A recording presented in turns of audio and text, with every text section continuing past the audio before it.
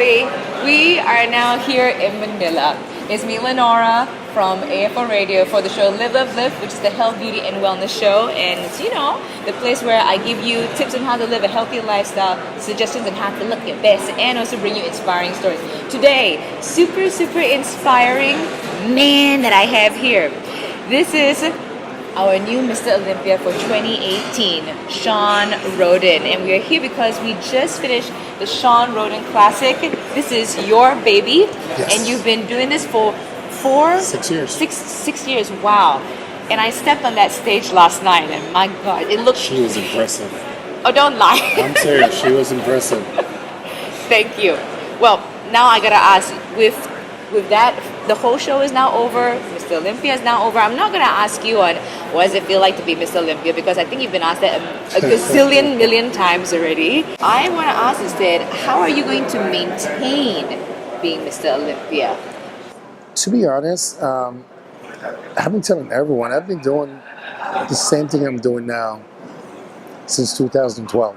I believe I'm one of the most traveled bodybuilder. I've been doing since 2012 as little as 9 countries per year and as many as 16. I'm always on the road. It's in the fact that I love what I do. I love the sport of bodybuilding. I love promoting. I love inspiring. I love motivating. Now I have a status in front of what I used to do, and it's not going to change me much. I still want to be able to do the stuff that I want to do, and I think now it might open a little bit more doors for me to be able to be seen and be heard, and I'm thankful for that. I gotta ask, because when I was going through your background story, I know the time when you had a really rough period when your dad died, and then also the harder part when you weren't doing the Arnold's last year. So I want to ask when you hit rock bottom, how you hit that reset button? I don't really call it setbacks. And my dad passed away in 2003. I became an alcoholic. I became suicidal. Tried to kill myself a couple times. Ended up in the hospital with blood in my urine. Woke up one morning, decided I didn't want to live that way anymore, and quit cold turkey. The worst 72 hours of my life. Got myself back to where I was supposed to be, which is, our destiny was pre-written before we were born. And I felt as if the big man upstairs found a way to steer me back in the direction I should be. Got back to the sport I love, which is bodybuilding. Had a broken jaw. You went through a lot. Had a broken jaw in 2017. I had to eat through a straw for 12 weeks. Had 2 bleeding ulcers this year, 8 blood transfusion. And I just felt as if all that was a learning experience. It was something that I had to go through to see how it would come out on the other side. Like, how strong are you really? Like, how determined are you to get to where you're supposed to be? And I think sometimes we had a little bit of obstacle in our way and we quit. Yeah, that's because the thing. We start to say, it's too hard. Why me? And those obstacles were just meant to see how strong we really are. You come out on the other side better than you were before now.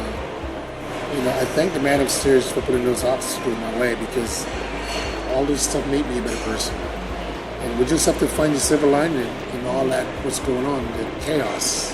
There's always a silver lining, but we tend to dwell on the stuff that's, why me? Why me?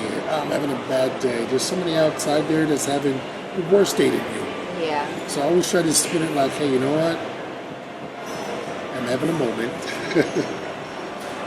When I have time out, I'm going to pull myself together, and I'm going to find a way to get back to what I'm supposed to be doing. What are your thoughts on social media, and how has it impacted the fitness industry? Social media. Yeah. This is a touchy subject, because I grew up in an era when there was no social media. Me too. I remember the Wi-Fi. I mean, like the kind of stuff, back in the day.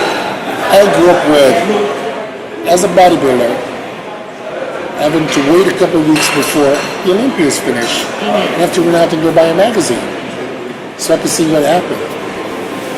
And then social media came around, and yes, it's a great platform for us to do really good stuff. And I think people sometimes take advantage of it. And one of it is at times it's a downfall of what's going on in our sport, because nobody really appreciates the little stuff anymore. They have social media where you got keyboard warriors that just come out and say whatever's on their mind, but nobody knows who they are, and discourage so many people when they should be uplifting people. And I just wish people would use it for the greater good, for what it's actually meant for. Listen, everybody's a model in social media. Nobody wants to. You can phrase it. You can phrase it.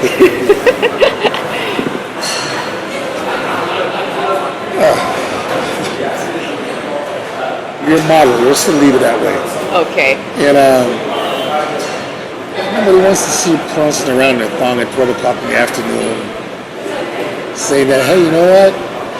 I'm making a shake and reaching for whatever's in the top shelf.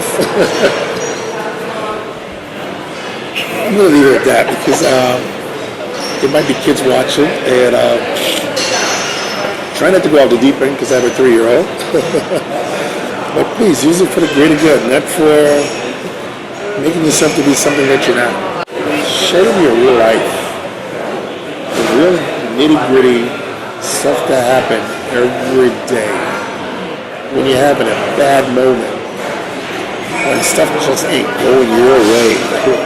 When you wake up in the morning, you just look like crap, no makeup, like this is me. It's 5 a.m., I'm tired, I gotta go to work, I have kids, my mortgage is due. Sure, that stuff. Not the, hey. Hashtag no filter. Yeah, you know? Cool. I tell people when I post stuff about my real life, it's not doctor. Like, this is what I do. Me dressing up in a onesie for my daughter and Halloween, it's hot. And I don't do it for social media, I do it for my daughter. Because I know one day she's going to look back at that picture and see they're going to embarrass her, or she's going to think I'm the greatest dad. Don't get me wrong, social media has its strong points, but it's about how you use it. It's about how you use it. Can you give me your 3 rules to life? Because you've been through a lot. So what would be your 3 rules be? Live, love, and laugh. It's so simple. Life is too short, you know, and if you don't know how to live, love, and laugh, man, your life is going to be even shorter.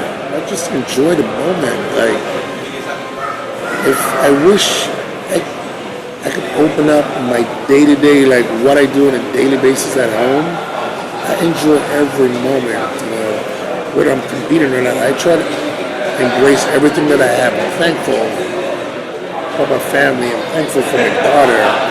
Everything that I have, I'm thankful for, and I show it, you know. I don't show you guys because you guys don't need to see that. Like, this is my personal space. Live, love, and laugh. Just enjoy the moment. It's not going to last forever. You don't want to look back and say, oh man, I should have. Why didn't I do more of? Just enjoy it as is. If you could change one thing in the world, what would it be? Poverty. You know, I have a lot of friends that are born with a silver spoon. I call it silver spoon in their mouth. I grew up in a third world country. I grew up in Jamaica, where I used to take bath, shower, whatever you can call it, in the river across the street. And bodybuilding gave me an opportunity to travel the world and see a lot of stuff that we don't really appreciate at times. And I told a friend of mine, you know what? I was in the country for a show. I walked into a store to buy some oatmeal. A friend of mine said, don't buy that. And I said, why? He goes, there's 2 dates on it. 2 dates on it? 2 dates. Okay. It's the sell-by date by the manufacturer and the sell-by date by the store. He goes, do you see shipment coming here every month? And I'm like, wow. This makes you appreciate the 7-Eleven that's at the corner, or the gas station that's open 24 hours. That you could just run out and just buy whatever you want. And here you are in a third world country, And I would go, is this on the shelf since last year or last month? Right. Make you think like, come on, like, you know what? We waste so much food at times that people don't realize. My first trip here to the Philippines, I was with my friend, and now my best friend, business partner, mentor, Oscar Yan. And I think we were driving around Makati, and there's all these really nice houses. I was just like, oh my God, like these houses are gorgeous. And I blinked, and there were people living in the train tracks. I almost cried. So I'm like where we at? He goes, The divide is really big. yeah, you know, I'm like, people don't understand, like, the people that live like this. Like, I was just like, oh my God. Like, growing up in a third world country, I appreciate that because I know Jamaica, when you leave the tourist attraction and you go to Jamaica, this is what you see. People don't see that because, hey, you know what, they tend sometimes to close their eyes. That or they haven't seen more of I the haven't world. seen more because Yeah. they're just used to, I want more. And then when you put in an environment like this, you're like, wow. And, you know, I tell people every day, this is one thing my daughter will. She will have this stuff that she needs. She's not entitled to anything. And I talk to her every day about stuff like that. Like when she said, Daddy, can I have? I was like, sweetie, no, you don't want that. Aw. You don't want it or you don't need it. I said, oh, you don't need this, right? Everything that you need, you already have. That's a good one. That should be applied to all shopping ladies. Yeah, I was like, you know, no, sweetie, you don't need that. Because I want to grow up with a sense of, you know what, everything that I have, I earn. I'm not entitled to anything from anyone.